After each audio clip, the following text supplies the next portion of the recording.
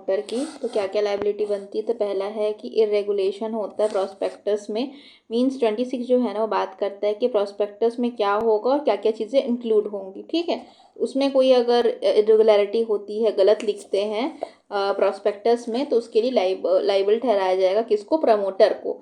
Accountable होगा by the share holder if the provision is not followed. कहाँ जो provision दिए 26 में जो प्रोविजन दिए वो फॉलो नहीं करेंगे तो जो प्रमोटर है वो लाइबल ठहराया जा सकता है। क्रिमिनल लाइबिलिटी, सिविल लाइबिलिटी 35 में दिया है, क्रिमिनल लाइबिलिटी 34 में दिया है। ठीक है, 34 में क्रिमिनल दिया, 35 में सिविल दिया है। 34 में क्या बात करता है कि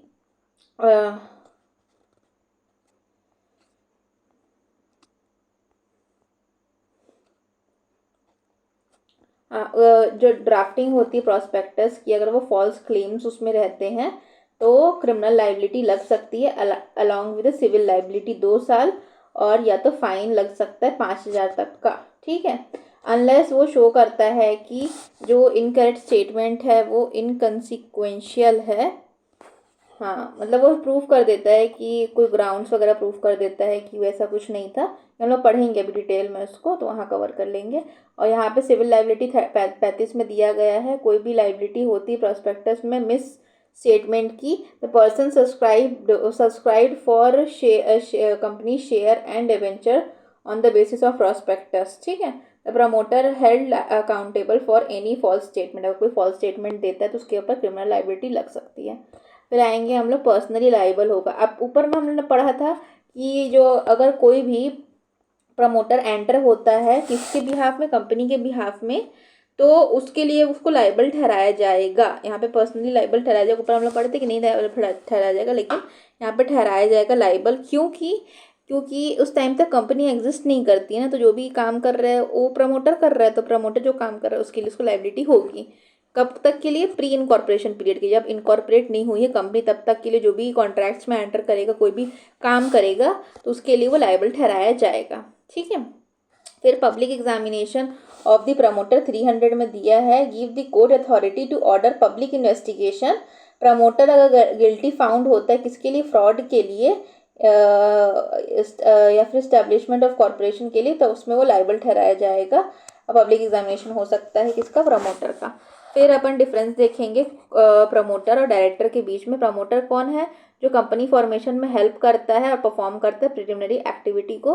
डायरेक्टर कौन है? मैनेजमेंट को देखता है, कंपनी के अफेयर को, और काम करता है कंपनी के बिहाफ में। रोल क्या है इसका? इसमें बेसिकली जो आइडिया होता है, बिजनेस आइडिया और कंसीव करने का और इनकॉर्पोरेट करने का काम किसका है? प्रमोटर का है।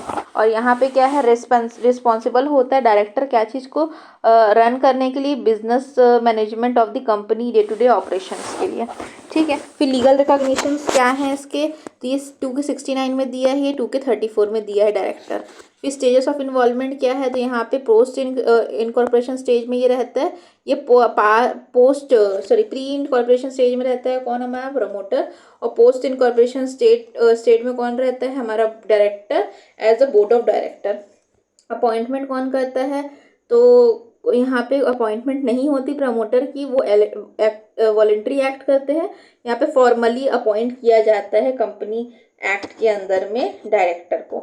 लाइबिलिटी क्या बनती है? इनकॉर्पोरेशन से पहले जो भी कॉन्ट्रैक्ट्स होते हैं या फिर मिसरिप्रेजेंटेशन होता है उसके लिए उसको लाइबल ठहराया जा सकता है। और यहाँ पे लाइबल किसके ठहराया जाएगा? कोई भी डिसीजन बनाया जाता है डायरेक्टर के द्वारा अपने टेन्योर में। फिर रेम्यूनरेशन क्या मिलता है उसको बदले में? तो उसको बदले में क्या होता है? रीइंबर्स्ड होता है, कोई भी प्री इनकॉर्पोरेशन एक्सपेंसेस होता है और कोई भी एग्रीड प्रॉफिट है उसके लिए उसको पैसा मिलेगा। यहाँ पे सैलरी मिलती है प्रॉपर डायरेक्टर को, कमीशन मिलता है, सिटिंग फीस मिलती है, जो भी डिसाइड किया गया है शेयर होल्डर के द्वारा। फिर इसके बाद लीगल अथॉरिटी क्या है? लीगल अथॉरिटी है इसकी has no legal authority act on the behalf of the company. कोई लीगल अथॉरिटी नहीं है, कंपनी के बिहाफ में काम करती है, अपॉइंट करती है डायरेक्टर के द्वारा। ठीक है, यहाँ पे लीगल अथॉरिटी रहती है, बाइंडिंग रहती कंपनी के ऊपर, अपनी स्कोप ऑफ ड्यूटी के अंदर ही काम करना है। पोजीशन क्या है कंपनी की? तो may not hold the formal position after the, मतलब ये कि कंपनी बनने के बाद कोई फॉर्मल पोजीशन होती नहीं है इसकी। यहाँ पे प्रॉपर फॉर्मल पोजीशन रहती है, कंपनी की गवर्निंग बॉडी रहती है ये बोर्ड ऑफ डायरेक्टर्स।